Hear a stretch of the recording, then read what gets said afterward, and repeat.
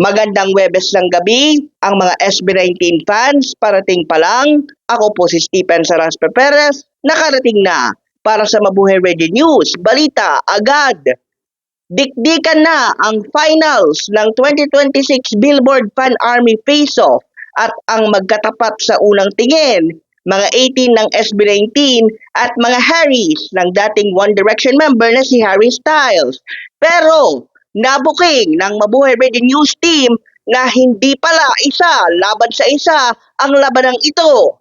Halatadong huli kabalbon. Narito ang report.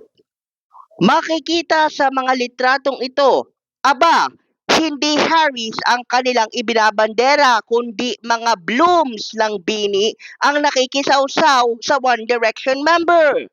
Eksklusibong ipinagkaloob sa Mabuhay Radio News team ng iba't ibang SB19 fan clubs ang mga posts na ito na nag-aanyaya sa mga tagahanga ng 8 miyembro ng BINI na sumali sa finals round hindi upang maging kakampi ng 18 kundi kalabanin sila.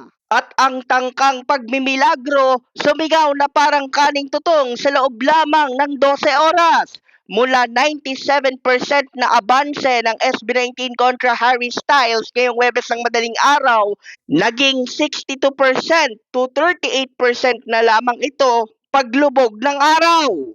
4 na sunod-sunod na taon nang nangyayari ang kabalbalang ito, napakana umano ng blooms, kaya ang mga 18 todo-todo kayod na sa Twitter upang mag-anyaya ng mga hindi masyadong busy at total Ninoy Aquino Day naman kinabukasan Agosto 21 ay talagang apakan na ang silinyador para lamang sa isang goal ang gumawa ng makasaysayang 4-peat na mas lalo pang ginatungan dahil imbis na isang bigating fanbase din ng One Direction member ang kanilang katapat ng patas, kalahirin nila mismo ang nagtatangkang sumira sa kanilang momentum. Hanggang alas 12:01 ng madaling araw ng Agosto 22 ang voting period para sa final round ng Billboard Fan Army Face-Off 2026.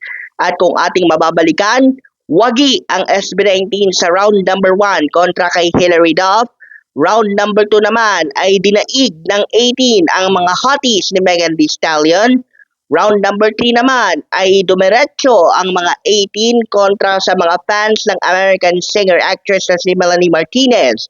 Sa quarterfinals naman ay tinambakan nila si Zara Larsson na sumikat dahil sa kanyang stateside.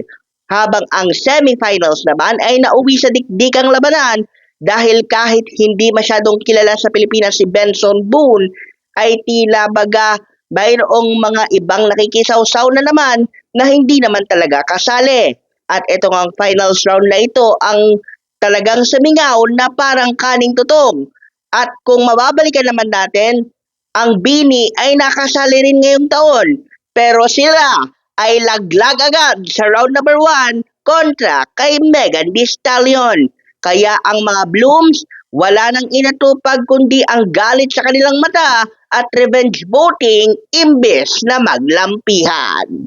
Para sa iba pang mga balita at impormasyon, mangyaring bisitahin ang aming social media platforms, Mabuhay Radio News sa Facebook, Mabuhay Radio News sa YouTube, at ang aming Twitter, TikTok, at official website.